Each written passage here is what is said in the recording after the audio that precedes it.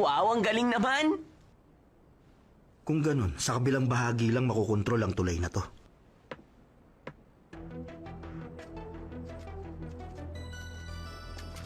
Nagmula ba kayo sa bayan ng Konoha? Opo. Salamat naman. Maligayang pagdating. Ano yun? Nangongolekta sila ng bayad sa mga taong yon para pantawid sa tulay. Bayad? Kailangan namin gawin yon para matustusan ang pangangailangan namin. Plinano at binantayan mismo ng dating pinuno ng bayan namin ang paggawa ng tulay na yan. Salamat sa kanya at mas madali na kaming nakakatawid ngayon sa kabilang bahagi kumpara noon. Kung ganun, isa siyang magaling na pinuno. Totoo ang sinabi mong yan. Kapamilya ang turing niya sa lahat ng nakatira dito. At ibinigay niya ang lahat para lang matulungan kami. Handa niyang ilaan ang buhay para sa bayan. Ganun kagiting ang pinuno namin. Dati niyong pinuno? Bakit? Nasa na siya? Nagretiro na ba siya? Bigla na lang siyang pumanaw. Mga 3 buwan na nakakaraan. Ang anak niyang babae ang pumalit sa posisyon niya. 3 buwan na ang nakakaraan? Ang tanda ko, yun din ang panahong nagsimula ang mga pag-atake sa bayan niyo. Nang maupo na ang bago naming pinuno, doon na nagsimula ang pang-aalipusta sa amin ng mga kalapit bayan namin. Yun ang balitang kumakalat.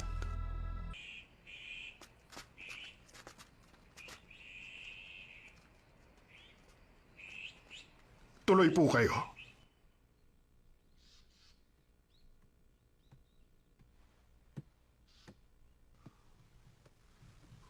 Siya ang pinuno ng bayan namin, si Lady Kiri. Isa lang pala siyang batang babae. Mula ba kayo sa bayan ng Konoha? Opo. May kailangan kayong sagutin bago nyo simulan ang misyon.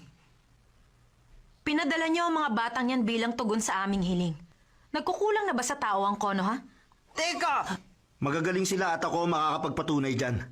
Kung ganun pala, sana hindi mauwi sa kasinungalingan ang sinasabi mo. Uulitin ko sa inyong ipinadala kong hiling. Opo. Dahil sa naranasan namin, konti ang naging ani namin sa taong ito. Hindi lang bayan namin na nakaranas nito, kundi pati na rin ang buong rehiyon.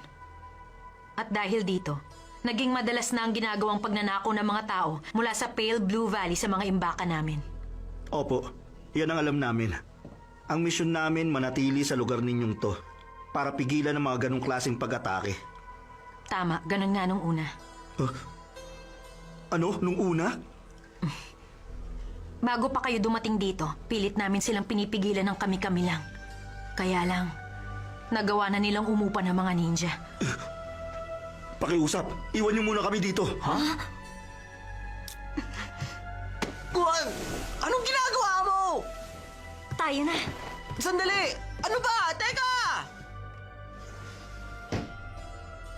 Isang rank B o mas mataas na mission to. Masyado kasing mabigat para sa mga ganyan ng sitwasyon to.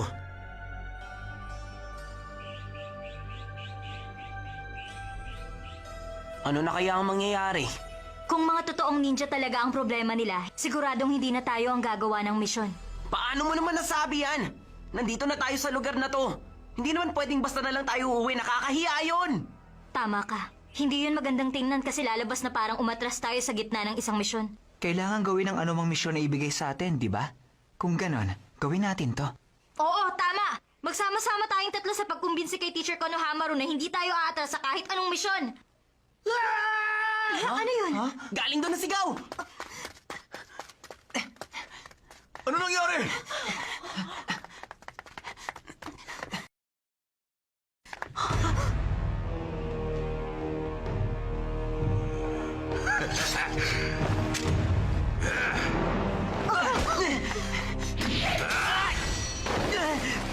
Ang lakas! Boruto, kailangan mong mag-ingat! Wala kang laban!